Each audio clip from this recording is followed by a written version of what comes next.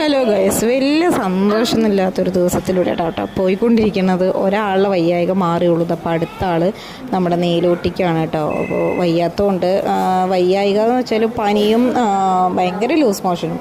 അപ്പോൾ അങ്ങനെയായിട്ട് ഇപ്പോൾ നമ്മുടെ ആലത്തൂർ താലൂക്ക് ഹോസ്പിറ്റലിൽ അഡ്മിറ്റാണ് കേട്ടോ.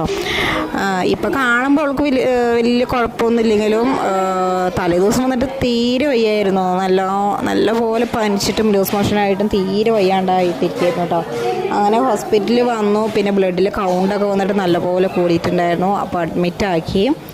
അപ്പോൾ ഇതാ പുലർച്ചെ പിറ്റേ ദിവസമാണ് കേട്ടോ. അത് പുലർച്ചെ 3 മണി മുതൽ ഞങ്ങൾക്ക് ഉറക്കുകയില്ല അവൾക്ക് വയ്യാത്തതുകൊണ്ട്. പിന്നെ കാലത്ത് തന്നെ വന്നത് കണ്ടോ, സമയം 6 മണിയാകുമ്പോഴേക്കും വന്ന് വിശക്കണമെന്നൊക്കെ പറഞ്ഞ ആൾ ഒന്ന് ഉഷാറായി വന്നതാണ്. അപ്പോൾ ഇതാ ഫുഡ് രാവിലെ തന്നെ അവൾക്ക് ഒരു 2 ഇഡലി വാങ്ങിച്ചു കൊടുത്തു, ചായയും വാങ്ങിച്ചു കൊടുത്തു. അപ്പോൾ ഞാനും ഒരു ചായ കുടിച്ചു കേട്ടോ.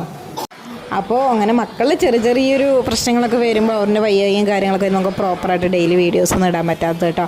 അവർ മക്കളൊക്കെ ഓക്കെ വരട്ടെ, നമുക്ക് ഡെയിലി നമുക്ക് വീഡിയോസൊക്കെ ഇടാം കേട്ടോ. പിന്നെ വേറൊരു കാര്യമുണ്ട് കേട്ടോ.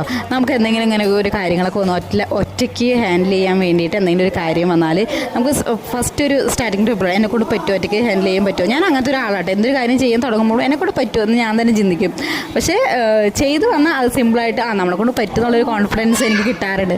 അപ്പോൾ ഇങ്ങനെ മടിയല്ല, കോൺഫിഡൻസ് കുറവുള്ള ആൾക്കാർ, നമുക്ക് കോൺഫിഡൻസ് കുറവാണ് പറ്റില്ല എന്ന് വിചാരിച്ചിട്ട് ആരെങ്കിലൊക്കെ ഇരിക്കുന്നുണ്ടെങ്കിൽ ചെയ്ത് നോക്ക്.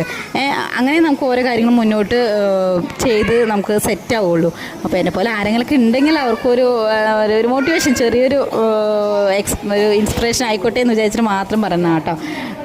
എന്നെപ്പോലെ ആരെങ്കിലൊക്കെ ഉണ്ടെങ്കിലോ ചിലപ്പോൾ ഞാൻ മാത്രമായിരിക്കും, അറിയില്ല കേട്ടോ. ഇപ്പം ഞാൻ ഈ പറഞ്ഞ കാര്യങ്ങളിൽ കൂടുതൽ കാര്യം നിങ്ങൾക്ക് അറിയാമെന്നുണ്ടെങ്കിൽ നിങ്ങളതും കൂടി എനിക്ക് പറഞ്ഞു തരണം കേട്ടോ. അവിടെ എങ്ങനെയാണ് എന്താണെന്നുള്ളത് നിങ്ങളുടെ അഭിപ്രായങ്ങളും നിങ്ങൾ കമൻറ്റിലൂടെ അറിയിക്കണം കേട്ടോ.